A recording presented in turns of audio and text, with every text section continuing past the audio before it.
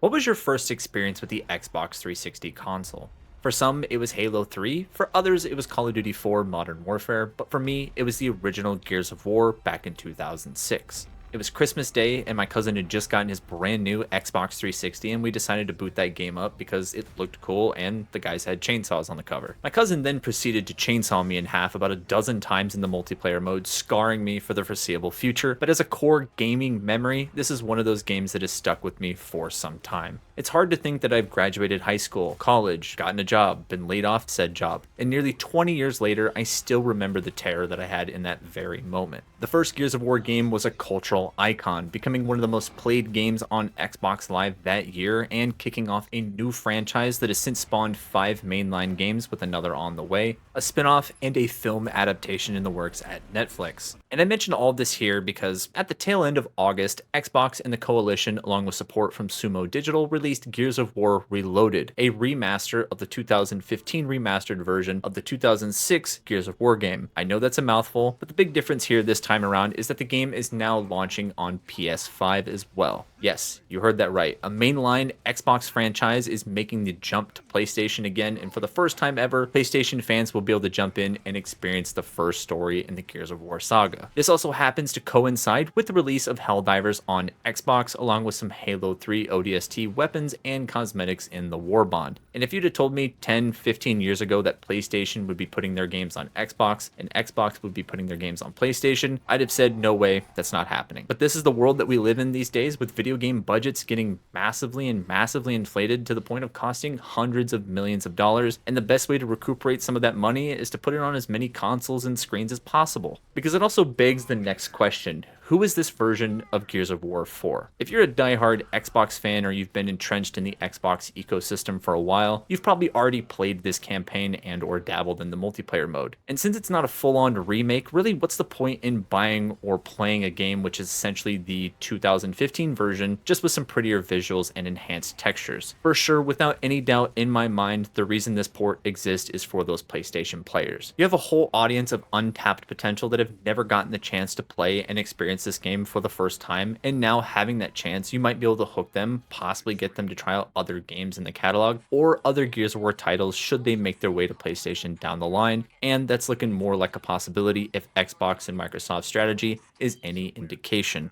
This is gonna be awesome.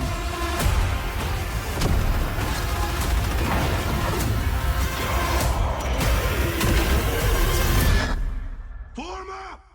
So you might ask, how does the game run?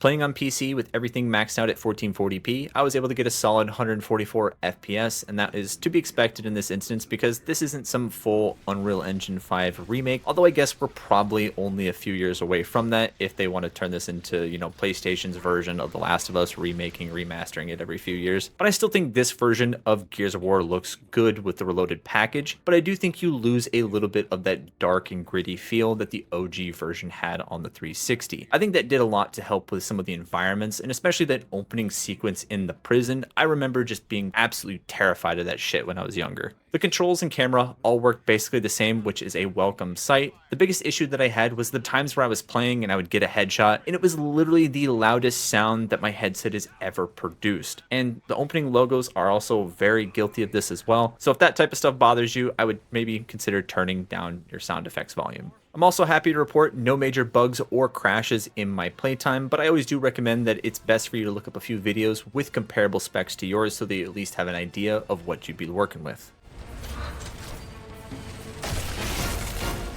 The story of the first Gears of War is iconic. You play as Marcus Phoenix, a discarded and forgotten member of the COG who's dug up to join the fight by his good friend Dom. It's a short experience, clocking in at roughly 4 to 5 hours depending on whatever difficulty you decide to play on, and in today's standards, it's a pretty cut and dry campaign experience. You get the basis of the human versus locust plot, but it's very much setting up those further iterations for the second and third game down the line. But viewing it from a singular lens, I think it's a fine story in the franchise, but it's not something something that I was dying to replay like the third one, or the more action broad focused stories of 4 and 5. But it still does hold a special place in my heart for that nostalgia and just how damn fun it was to play with my friends back in the day. But I will say, replaying this campaign now, it does tend to show its age, especially in that level design and enemy encounters. They're fine, but there's just a few really annoying moments. I did not like the Berserker fights this time around. I found them to be just very time consuming, annoying, finicky. Just a couple encounters, couple areas that I really do think this game could have benefited tremendously from a full top to bottom remake in the vein of those Resident Evil remakes that we've gotten more recently. Take that main story, take the framework, and then build upon it in a way that's faithful, but also modernizing it more for today's gameplay standards.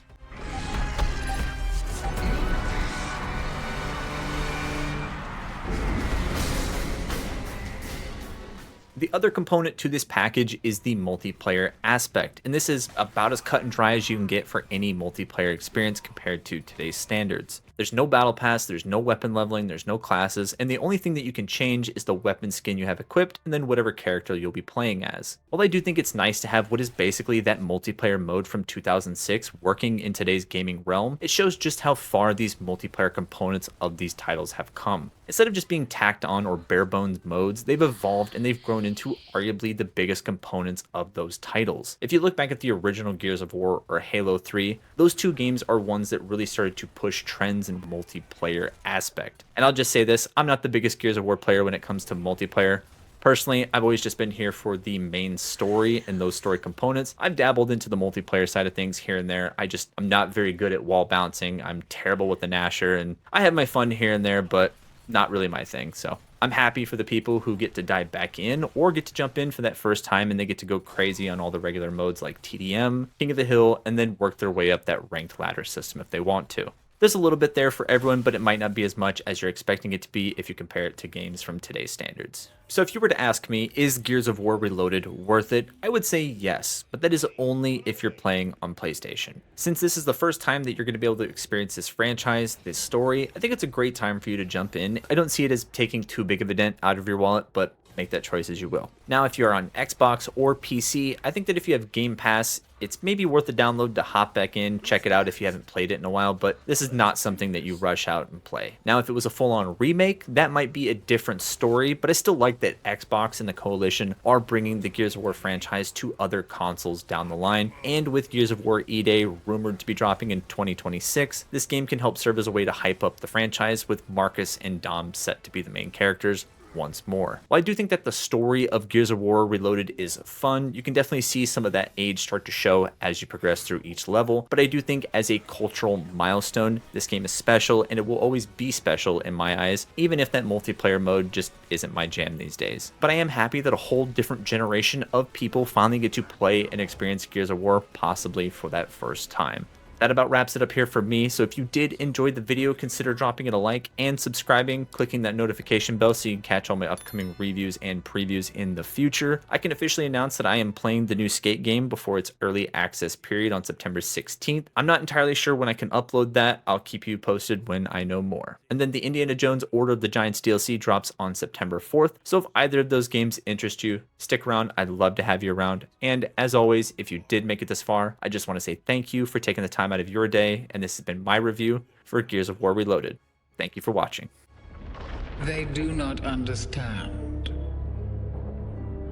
They do not know why we wage this war. Why we cannot stop. Will not stop. Why we will fight and fight and fight. Until we win. Or we die. And we are not dead yet.